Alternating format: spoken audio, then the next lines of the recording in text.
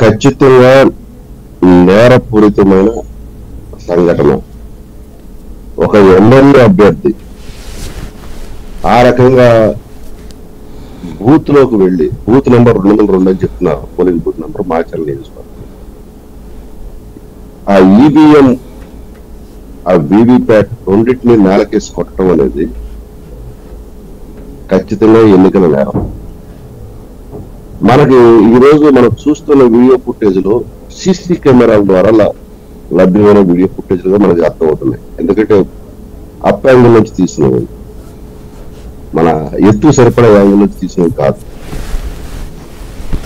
రెండోది, అక్కడ తెలుగుదేశానికి సంబంధించిన నంబూరు శాసనరావు ఆ వ్యక్తి పేరు, అతను ఆ ఎమ్మెల్యే అభ్యర్థిని, అతను ఎమ్మెల్యేగా ఉన్నాడు, ఎమ్మెల్యే అభ్యర్థిగా పోటీ చేస్తున్నాడు, అతను నివారించే ప్రయత్నం చేస్తే అతని మీద కూడా దాడి చేయటం పోలింగ్ బూత్ లో. ఇది పూర్తిగా గ్రహించాల్సిన విషయం, రాజకీయాలకు అతీతంగా గ్రహించాల్సిన విషయం. ఎందుకంటే ఇదే పిల్లలందరూ నేను ఒక సాక్షి ఛానల్ వచ్చిన స్టేట్మెంట్ చూశాను. నేను అంత పత్తితో, నా అంత పునీతుడు ఎవడు లేడు, నేను జ్యుడిషియల్ ఎంక్వైరీ సిద్ధంగా ఉన్నాను, కావాలంటే జ్యుడిషియల్ ఎంక్వైరీ ఇస్తే 2 గంటల్లో నేను మాచర్లో వచ్చేస్తాను, వేసే దమ్ముందా అని అడిగాడు. అది సాక్షి ఛానల్ ప్రసారం చేసింది, నేను అది కూడా చూశాను, సోషల్ మీడియాలో వస్తుంది.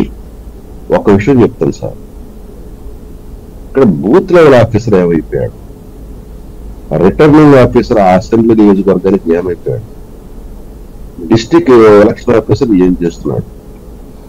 మనం election commission of Andhra Pradesh, election commission of India తర్వాత మాట్లాడదాం.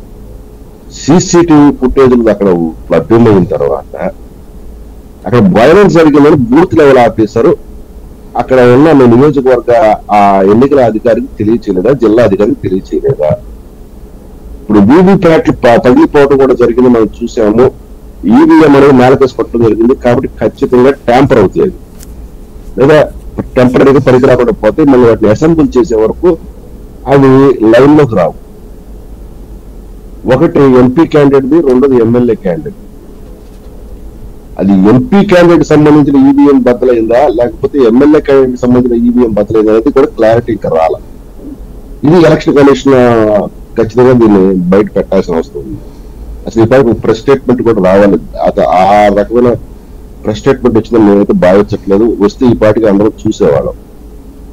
ఒకటైతే చెప్తాను సార్, పెట్టిన సెక్షన్ లో 7 years ఇంప్రిజన్మెంట్ ఉండేది, ఆ 452 అది ఉంది కాబట్టి, లేకపోతే 41 నోటీస్ ఇచ్చే సెక్షన్ లో